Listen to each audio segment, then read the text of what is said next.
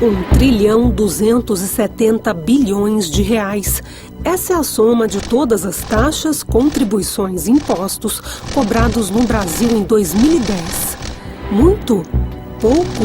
Suficiente? Para as 3 perguntas, uma resposta comum. Esse dinheiro é mal gasto. Um assunto para tributaristas? Para economistas? Ou para quem paga os impostos?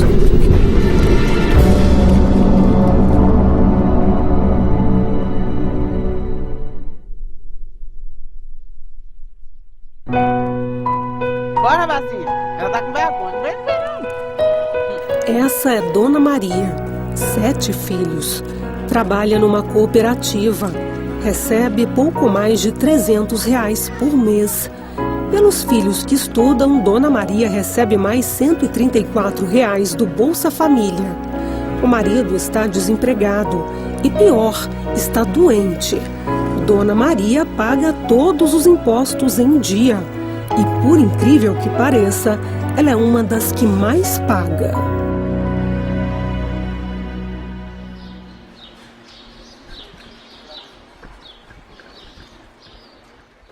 Eu trabalhei 8 dias e meio. Você está dizendo agora? 8 dias e meio. Ganhei, sabe quanto? R$190. Porque foi mais material, né? Porque depende do material. Aí ganhei o quê? R$190. Aí eu fui, só recebi, aí só deu para as contas. Eu pago R$21 de luz, porque eu sou cadastrado por baixa renda do negócio da energia. Eu pago R$16, R$17 de água. Aí veio o gás também, que eu troco, R$43 no gás. Aí tudo é... Aí fica pesado, né, pra mim. Ela acabou de pagar a fatura do cartão de crédito. Tem um saldo de R$200 para os próximos 15 dias. Ai, não é que o povo vai parar desse jeito, meu Deus. Dona Maria olha bem os preços dos produtos antes de colocar no carrinho. R$5. O que Dona Maria não vê é que pelas contas e compras do mês, ela paga 30% do que recebe em impostos. Os mesmos R$134 que recebe do Bolsa Família. 126,10. Porque se passar do limite, aí... Isso mesmo. Proporcionalmente, Dona Maria paga mais impostos do que os ricos. Tão exótico quanto a palavra usada para definir essa distorção. Regressividade. Em todo o mundo civilizado, a cobrança de imposto é progressiva. Quanto maior a renda do cidadão, mais ele paga. Mas nem sempre foi assim. Na realidade, a história dos impostos começa há milhares de anos, como um tributo propriamente dito. Certo dia, um camponês resolveu, por conta própria, oferecer aos deuses uma ovelha de seu rebanho em reconhecimento à boa colheita e, é claro, à espera de anos melhores. Até aí, tudo bem. A história começa a complicar quando os donos das terras e das armas passam a impor a cobrança aos camponeses, como um imposto propriamente dito. E olha a origem da regressividade aí. Os escribas cobravam pesados impostos em nome dos faraós. O dinheiro arrecadado ia para as grandes obras. E olha que o custo da mão de obra para construir as pirâmides era zero. Os gregos criaram o Estado e organizaram a cobrança. Tinha imposto sobre venda de escravos, sobre mercadorias importadas, tributum para os romanos, que significava repartir entre as tribos. Mas os romanos queriam mais: construir e conquistar territórios. A cada vitória se apoderavam de toda a riqueza e de mais escravos. Queda do Império Romano, Idade das Trevas, tempo de incertezas e de reconstrução. Não havia mais Estado. Senhores feudais cobravam dos seus servos a melhor e maior parte da colheita em troca de segurança. Sobrava o mínimo para a sobrevivência. Assim começa a história da cobrança dos impostos, com os mais pobres e os miseráveis pagando a conta dos mais ricos. Os ingleses foram os primeiros a limitar os abusos da nobreza. Obrigaram João Sem Terra a assinar a Carta Magna, que limitava a criação de impostos. Ele cobrava 2 vezes para custear 2 exércitos. O do irmão, o rei Ricardo Coração de Leão, e outro, que estava armando para derrubar o irmão quando voltasse das cruzadas. Nesse tempo, o lendário Robin Hood tentava instituir a progressividade. Tirava dos mais ricos para dar aos mais pobres.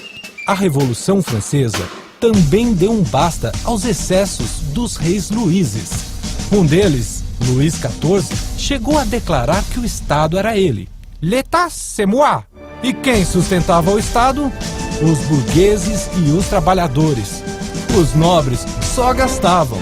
Cabeças rolaram. Nasceu a República.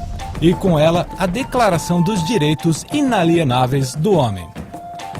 Uma das primeiras medidas adotadas pela República foi acabar com o imposto sobre os alimentos. A derrama marcou a nossa história. Assim era chamado o dia em que os donos das minas tinham de pagar a cota anual de ouro estabelecida por Dona Maria, a louca. Os inconfidentes bem que tentaram nos libertar, mas a colônia ainda não estava preparada para acabar com a insanidade. Tiradentes foi enforcado e teve a cabeça exposta para servir de exemplo. Aliás, não foi por acaso que ao longo da nossa história, as principais revoluções e revoltas se deram contra as monarquias. Foi assim na França, na Inglaterra, nos Estados Unidos, no Brasil, e sempre pelo mesmo motivo: cobrança excessiva de impostos e para uso de uma minoria. Até o dia em que essas sociedades resolveram limitar, por meio de leis, o apetite voraz dos reis e rainhas.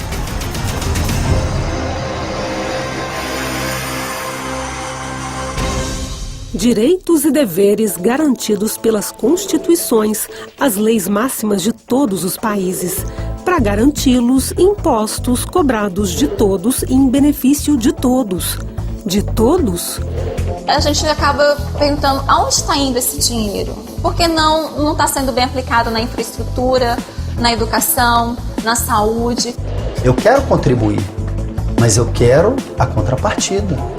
Pagar imposto tem que pagar, é uma coisa que todos nós usamos a cidade, a iluminação, o hospital, todos nós usamos, então não tem outra forma.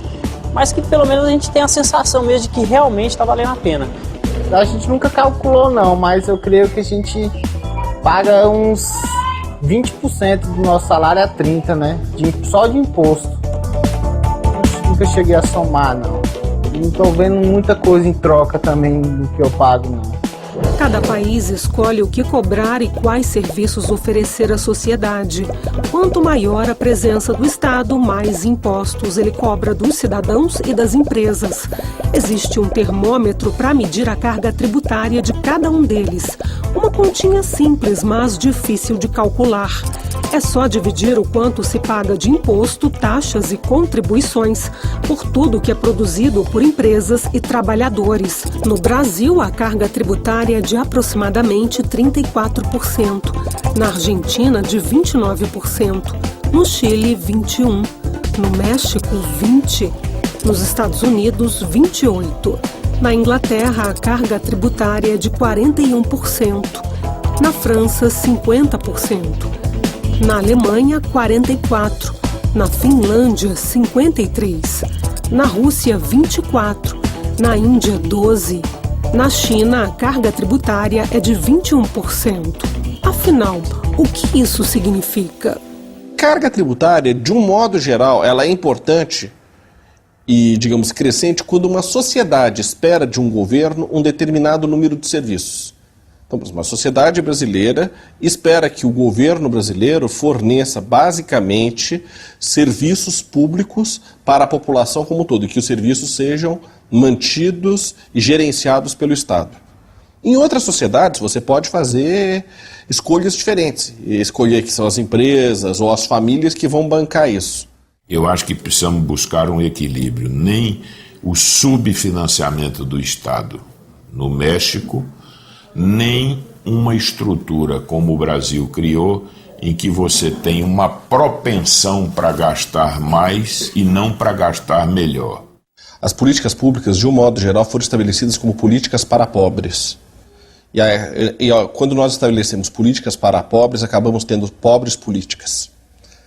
Então, quer dizer, sem querer brincar muito assim em cima do assunto, mas esse é um fato, por exemplo, o que diferencia o nosso país para países onde o serviço público é muito reconhecido, onde o serviço público é benquisto, é que nesses países a meta é atingir e atender bem as classes médias.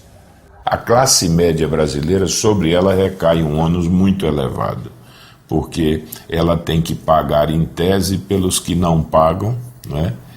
E ao final há um ônus muito elevado. A Constituição de 88 tem um papel decisivo e explica por que a carga tributária cresceu nas últimas décadas. Saúde e educação passaram a ser dever do Estado e direito de todos. Trabalhadores do setor rural passaram a ter direito à aposentadoria, além de outros benefícios a pessoas e empresas. O Brasil ainda tem um grave problema de informalidade na economia. Então, os setores formais são cada vez mais penalizados. Isso, na medida em que você tributa mais os setores formais, você mais estimula a informalidade, ou seja, o ganho de quem se arrisca em informalidade é maior.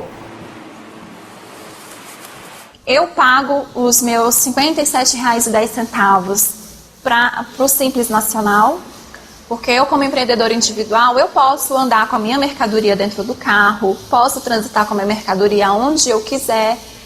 O benefício que eu tenho é de poder me aposentar, de se engravidar, ter os recursos, além de poder participar em feiras, comprar de grandes fornecedores.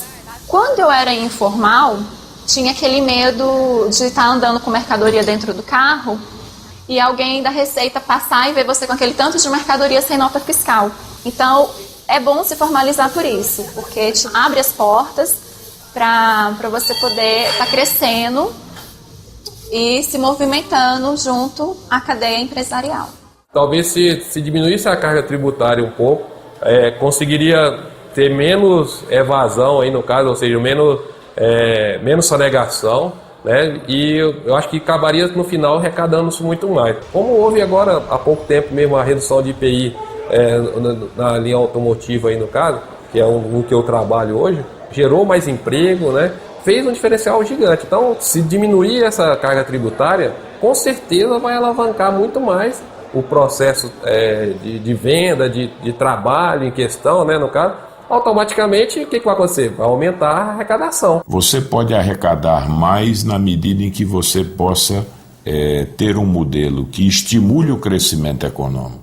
Ou seja, você extrai mais não pela carga, mas você extrai mais pelo crescimento da economia. De repente, uma taxa de 50%, se você vai ter tudo de graça em sua casa, já não é uma taxa alta.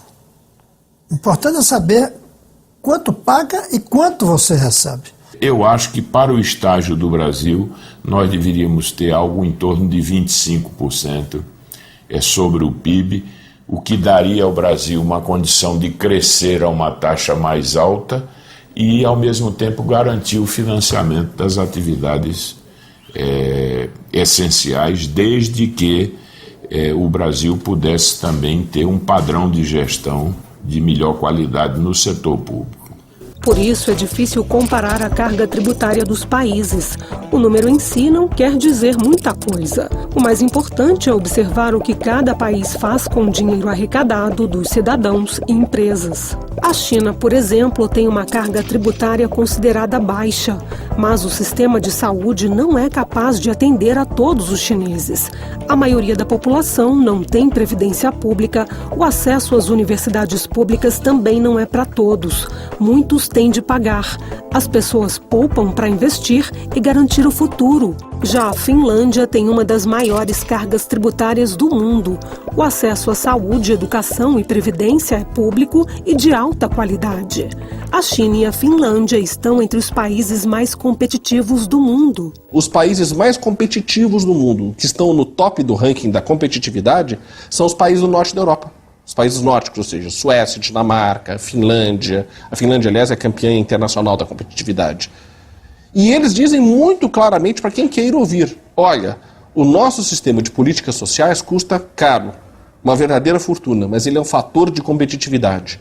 Porque como o nosso trabalhador está bem protegido e ganha bem, ele ousa. Ele ousando, ele inova. Ele inovando, ele aumenta a produtividade e a competitividade sistêmica. Mas acontece que nós estamos no mundo, nós estamos disputando espaços no mundo. E aí não é possível você imaginar que vai poder no Brasil ter um padrão que não se harmonize com o padrão médio dos países com os quais o Brasil está concorrendo no mercado externo. O que o Brasil paga de encargos financeiros, ou seja, juros e outros encargos, é muito elevado. É muito mais elevado do que em qualquer país desenvolvido. O que significa que nós poderíamos ter um potencial de crescimento hoje próximo da Índia ou da China até, se não estivéssemos tão comprometidos com essa situação. Se o país deixasse, por exemplo, de pagar todos esses juros ou reduzisse isso de uma maneira bastante acentuada, o Brasil teria certamente muito maior disponibilidade para investimentos em infraestrutura, para investimentos na área social.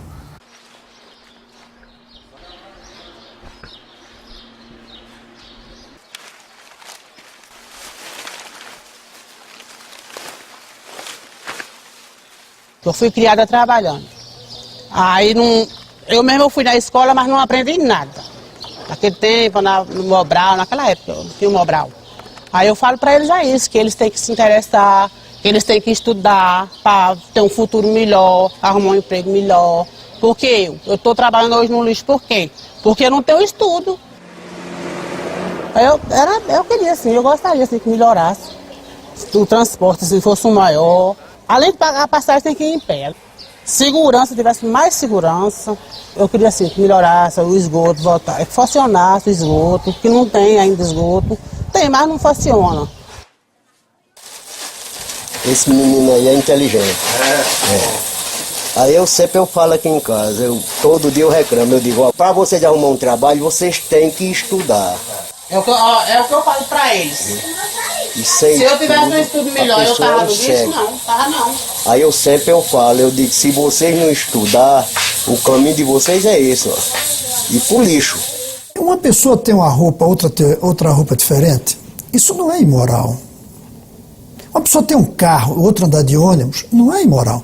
Agora, uma pessoa morrer porque não tem dinheiro para pagar o médico e outra sobreviver porque tem dinheiro, é imoral. É indecente. Uma criança morrer porque não tem dinheiro para pagar UTI na maternidade, é imoral, é indecente, é crime contra a humanidade. Mas o Brasil comete esse crime. O outro é educação. Uma pessoa tem educação boa porque tem dinheiro, outra tem uma educação ruim porque não tem dinheiro, é indecente, é um insulto ao país. Até porque esse que não vai ter poderia ser um grande gênio que a gente perdeu. O que a gente tem que se comprometer realmente a garantia da maior qualidade, igual para todos, educação e saúde. Educação e saúde públicas de qualidade. Quanto custa? Os países desenvolvidos gastam muito. Na Alemanha, por exemplo, o gasto público com saúde por cidadão é 4 vezes maior do que no Brasil. Em educação, eles gastam 3 vezes mais. A Inglaterra gasta quase 6 vezes mais do que o Brasil em saúde e 5 vezes mais em educação. Já no Canadá, o gasto público com saúde e educação é 6 vezes maior do que no Brasil. Os Estados Unidos gastam quase 8 vezes mais em saúde e 6 vezes mais em educação. A escola pública do meu filho é uma escola boa, né? Graças a Deus, a escola dele é uma escola boa, a aprendizagem lá, ele está aprendendo bem. Muitos deveres. No começo foi difícil, porque aqui é uma das melhores escolas. Aí não tinha vaga, aí a gente tentando até conseguiu uma vaga aqui nessa escola. Não é uma escola que é bagunçada, né? Você não vê pinchação, vê que a escola é limpinha, trata bem, o lanche é bom. É uma escola muito boa, mas se eu pudesse, eu colocaria ele numa escola particular ainda. É mais puxado, né? Um ensino, né? Lá na minha rua a gente vê bastante. Tem criança que às vezes na escola pública não tem aula, fica uma semana sem ir para a escola. Enquanto as minhas ficam todo dia indo para a escola. Passa lá pra você ver as lingerie. Lá na 312 Sul, no salão. Daqui a pouco você me liga, tá? Optei pela escola particular pelo conforto, pela educação, que é uma educação mais qualificada, e também porque é perto da minha casa, fica mais acessível para mim poder deixar elas daqui seguir para o trabalho. Enquanto eu estiver podendo pagar, eu vou pagar escola particular, porque é a única escola que atingiu a minha expectativa de vida e de educação em vista para elas.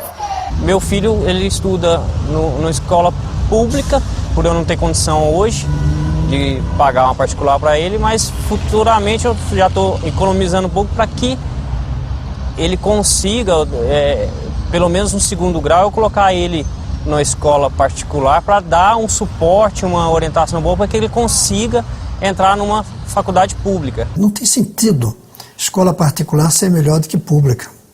Isso daí, o Brasil se acostumou com isso. Como fazer essa escola pública tão boa, melhor do que a particular? Basta copiar as nossas públicas federais.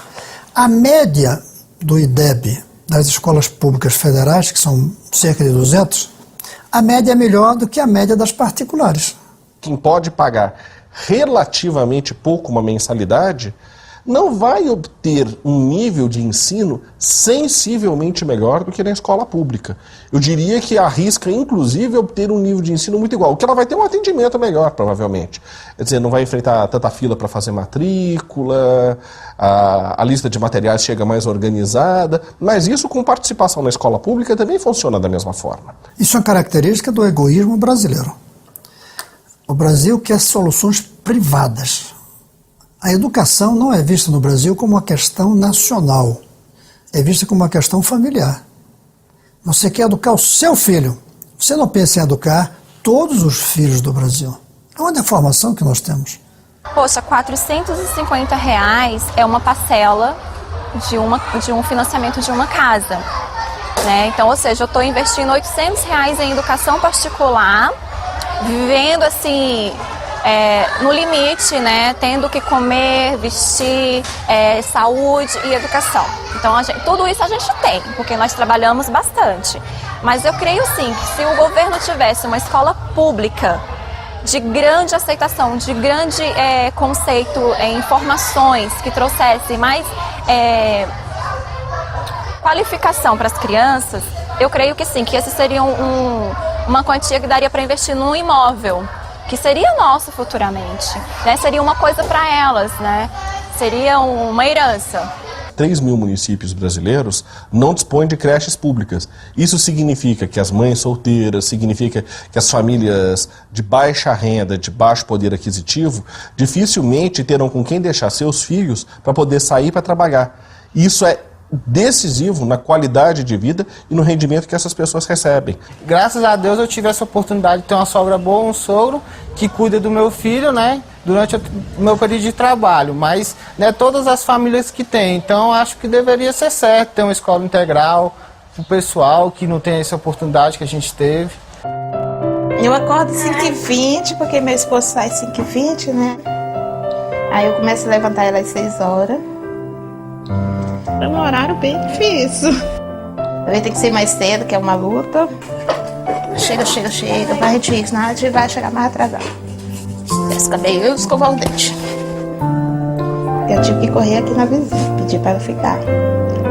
Eu não tinha ninguém aqui para ficar, que não tem creche. Tem uma creche aqui, é muito caro, particular, né? E é mais barato a pessoa mesmo na casa. É amanhã.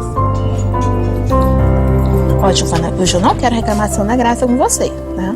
Não é pra estar brigando com a Carol. Vou ligar na escola hoje. Vai ligar? Vou, porque a professora não mandou nada e eu quero saber como é que você tá.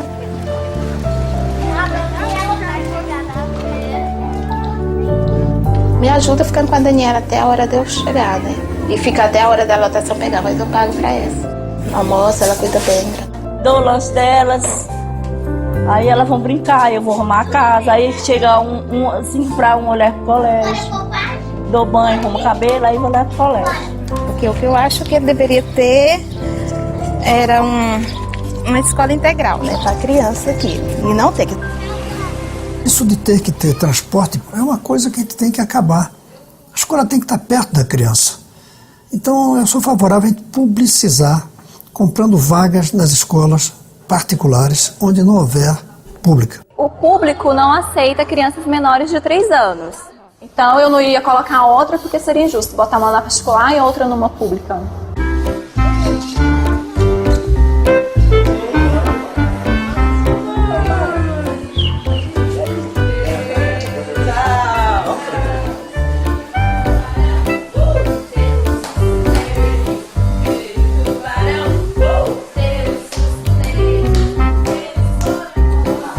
Olha que maravilha se essa escola fosse pública.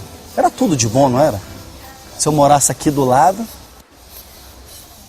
o hospital do lado, a creche aqui, era tudo de bom.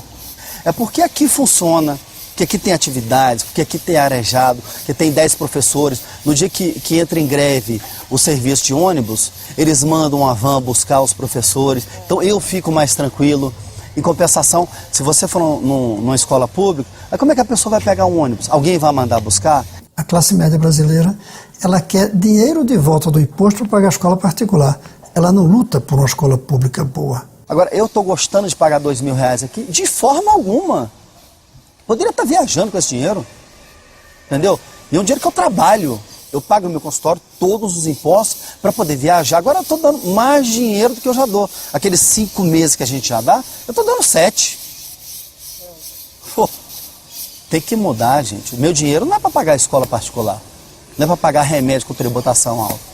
Meu dinheiro é para eu ter educação, saúde e segurança, igual todo mundo promete na televisão, né? É lindo ouvir aquilo. Agora cumprir é difícil.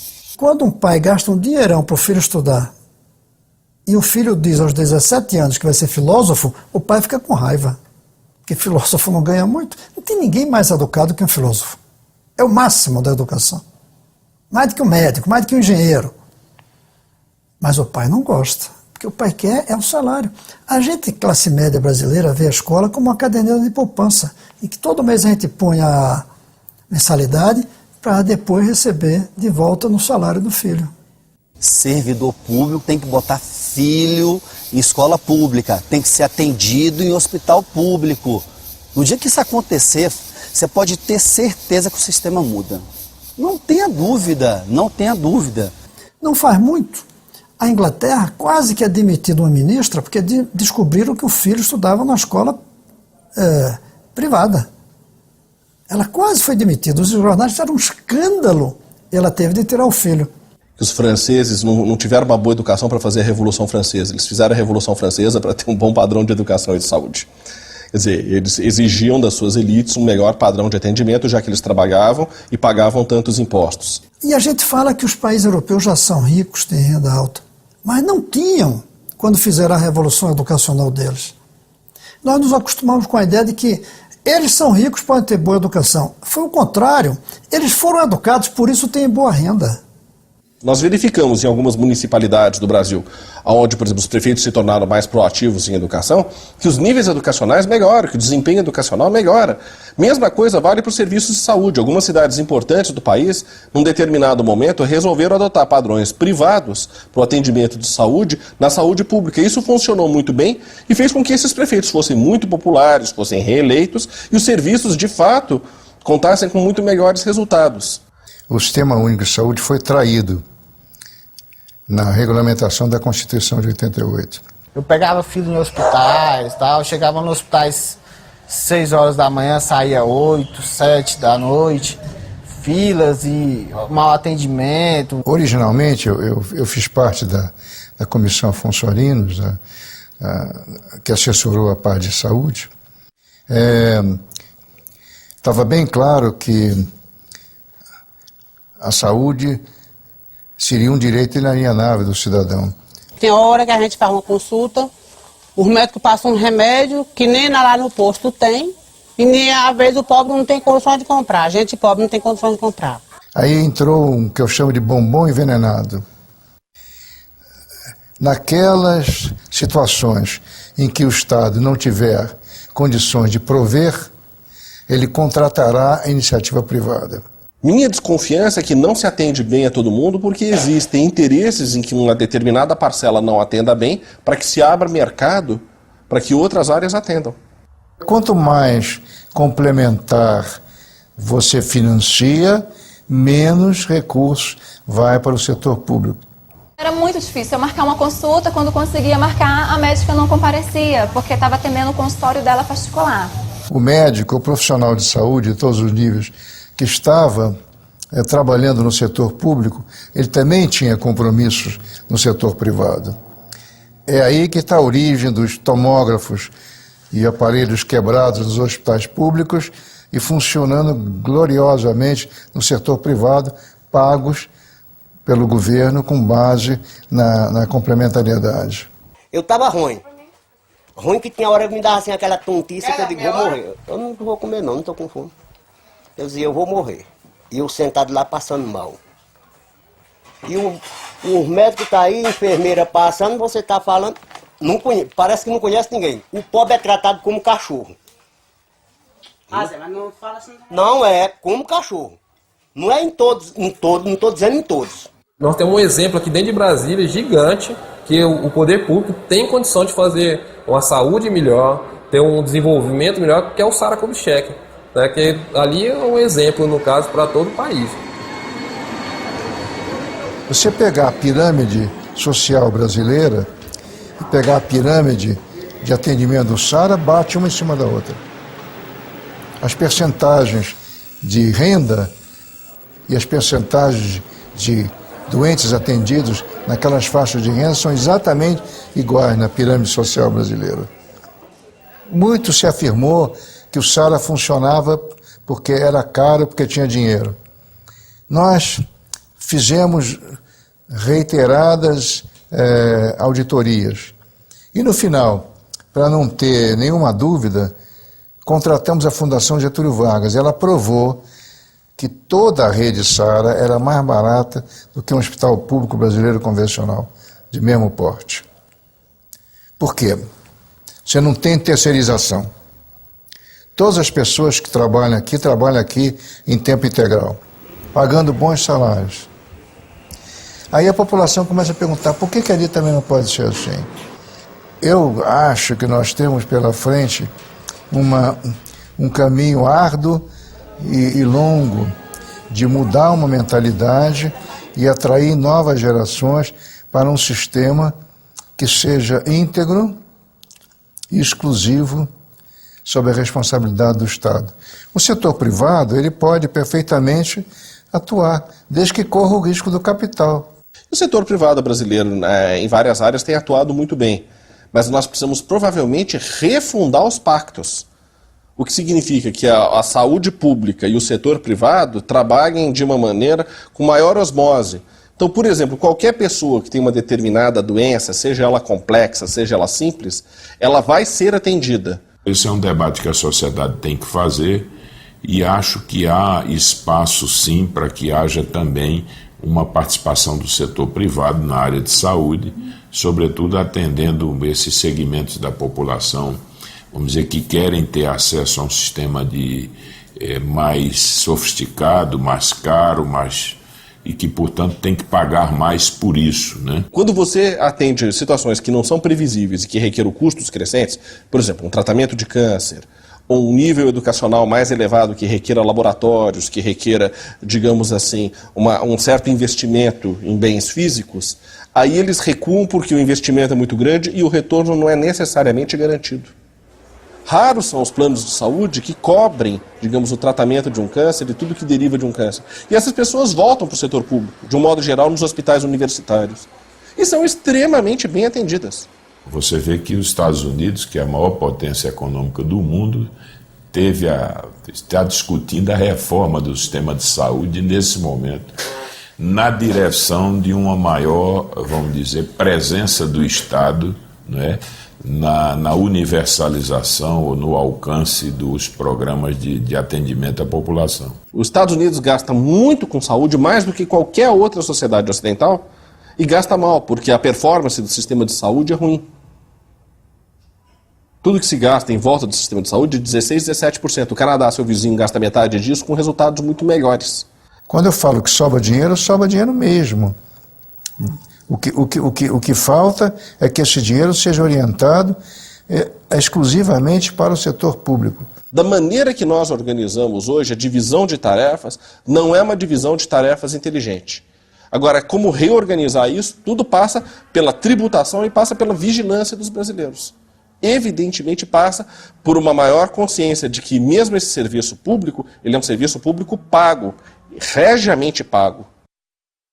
Essa mudança de mentalidade, ela só poderá surgir a partir de uma conscientização da população de que público pode ser competente. Não adianta só construir e construir. Adianta você olhar o que está faltando, ver o que está precisando e aplicar ali onde está faltando. Você pague, mas que você sinta que realmente está tendo um serviço de qualidade de volta. Você tem um retorno de qualidade. Nós vamos ter que abandonar certas atitudes. Não é muito simpático a gente vigiar e cobrar resultados. É muito antipático, aliás. É terrível. Não é muito da cultura do Brasil, mas ou isso entra na cultura do Brasil ou o Brasil não entra na cultura dos países competitivos. A informação hoje corre muito rápido. E aí, o que acontece? Com isso aí, a cobrança é nossa. Nós temos que cobrar. Porque se a população cruzar os braços também, não adianta, né?